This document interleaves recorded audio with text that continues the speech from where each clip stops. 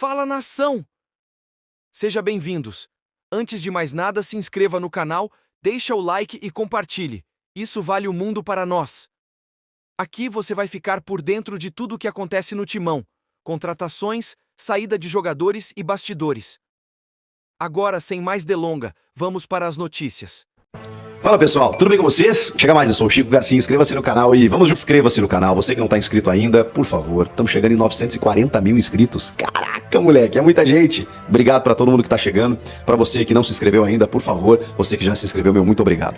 Vamos falar de Corinthians, porque o dia foi movimentado, mais uma vez. O Corinthians tem assunto todo dia, não tem jeito.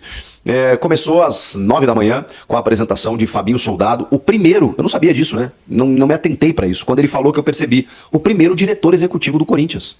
Pela nomenclatura, o clube já teve outros diretores, outros gerentes, diretor executivo, essa pasta que foi consagrada por nomes como Rodrigo Caetano e Alexandre Matos, o Corinthians não tinha tido ainda.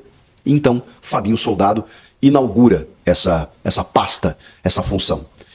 E depois do treino, o Antônio Oliveira foi oficialmente apresentado ao Fiel e a gente pôde ouvir as suas primeiras palavras. Ele que estreia neste domingo diante da Portuguesa e precisa vencer, né? Interromper essa sequência de 5 derrotas seguidas. Um negócio inacreditável, se tratando de um estadual e se tratando de Corinthians. Vamos lá, vamos começar pelo Fabinho, para dizer que cara, fiquei impactado. E fiquei, inclusive, me perguntando por que o Corinthians não apresentou ele antes. Por que o Corinthians não mostrou para a torcida esse profissional antes? Provavelmente, eu não sei se o Corinthians estava pensando já internamente em demitir o Mano Menezes, mas é curioso que o Fabinho fale pela primeira vez já com o primeiro técnico dessa nova gestão, porque o Mano Menezes não era. Então o trabalho meio que continuou, meio que seguiu, e o Fabinho foi fazendo, né, os seus contatos, as suas contratações e tal, mas não era apresentado. De repente, quando ele, juntamente com a diretoria, define um novo treinador, ele resolve ser apresentado. Achei uma coincidência nesse aspecto, mas fiquei me perguntando, esse cara tinha que ter falado antes, porque eu imagino que a torcida teria, como eu tive, um pouco mais de segurança no projeto, quando você ouve um cara desse falar. Gente, o Corinthians contratou um cara do ramo. Primeiro ponto. O Corinthians contratou um executivo de futebol do ramo. Ele conhece, é entendedor, é do métier, sabe fazer, não é um aventureiro, não é um paraquedista, não é um cara que é amigo do presidente. Não. É um diretor executivo de futebol que conhece o mercado e sabe o que está fazendo. Foi jogador, vitorioso, fala muito bem, se expressa bem, estudioso, e contou uma passagem muito legal, que quando ele faz uma Série B muito boa pela Ponte Preta, eu acho que em 2008 ou 2007, né? E aí ele viria para o Corinthians em 2008, rolou um problema lá, ele teve que voltar para a Ponte e acabou não vestindo as cores do Corinthians, teve um problema de exame médico e tal, e ficou aquela frustração dele não ter conseguido defender o Corinthians. E hoje, ele, um profissional de mercado, tá lá, né, mostrou a camisa que ele foi apresentado, né, do Corinthians e tudo mais, sentado na bancada ali falando como um profissional do Corinthians e que agora vai dar, né, o seu melhor fora de campo, né, para que o clube consiga os seus resultados. Então ele mostrou muito respeito pelo Corinthians, pelo tamanho do Corinthians, pela representatividade de estar ali e muito honrado em ser o primeiro executivo de futebol do clube. Ele começa a sua carreira como um cara do scout, da análise de desempenho no Flamengo, se torna o chefe do setor, né? Rapidamente ele cresce, depois ele passa a ser o gerente de futebol. Então, sendo gerente de futebol, ele trata com empresários, ele trata com jogadores, por ter sido atleta, então ele tem essa relação muito próxima dos jogadores, algo que ele vai manter no Corinthians. Essa relação com os jogadores, esse entendimento do que o atleta passa, sente, sofre para poder levar para a diretoria. Além de todas as funções mais executivas, né? De executar contratações e tudo mais, depois delas serem decididas, definidas em gabinetes com a comissão técnica e com a diretoria. Ele é o cara que faz a ligação, que faz o telefonema, que faz a ponte. É o cara mais atuante no processo de um departamento de futebol, não à toa é a função remunerada. Gostei muito de ouvir o Fabinho Soldado.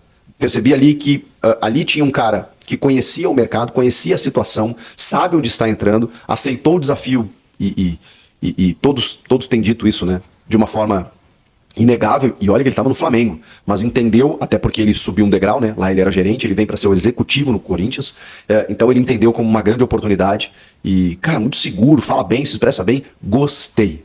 Depois do treino, ele mesmo apresentou Antônio Oliveira. Eu vou falar um negócio para vocês. Eu acompanho o Corinthians há não muito tempo, né? Se a gente for olhar na minha carreira, eu tenho mais de 20 e poucos anos de carreira, eu morava no Sul, todo mundo sabe, eu moro em São Paulo desde 2016, que é quando eu comecei a acompanhar o Corinthians mais de perto. Eu não vi uma entrevista melhor do que essa, de um técnico de futebol, no Corinthians. Não vi. Nem o meu ilustríssimo conterrâneo Adenor Bach, o Tite, que é maravilhoso ouvir, eu gosto, tem gente que não gosta, eu gosto de ouvir o Tite. Eu não vi uma entrevista tão boa quanto essa. Cara, o Antônio Oliveira é impressionante. É impressionante. Eu vou dizer um negócio pra vocês, cara. É um outro nível. A entrevista do Antônio mostra por que os técnicos brasileiros ficaram para trás. Você tem algumas exceções, você tem alguns ótimos profissionais que hoje estão performando e ganhando títulos e sendo renomados e reconhecidos. E eu poderia citar aqui Fernando Diniz, Renato Gaúcho, o Thiago Carpini, que é um cara que surgiu recentemente e é muito bom, é muito talentoso. E tem outros tantos profissionais muito competentes. Mas, cara, o nível de preparo desse cara... E aí você pensa assim, cara, o Antônio Oliveira tá começando a carreira, não é dos tops portugueses, e me desculpem a comparação, mas ela é inevitável, e assim como o Abel Ferreira não era. O Abel Ferreira estava no final da fila, tinha treinado equipes inexpressivas, estava lá no PAOK da Grécia, nunca tinha tido um título na carreira, chega aqui no Palmeiras, no futebol brasileiro, e o cara sobra.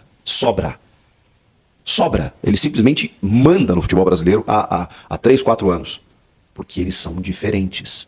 Os portugueses são diferentes. Com todas as críticas que você possa ter a Vitor Pereira, o time dele jogou bola. Os caras odiavam o VP, mas o time dele jogou bola, ou pelo menos mais do que jogou depois disso no Corinthians.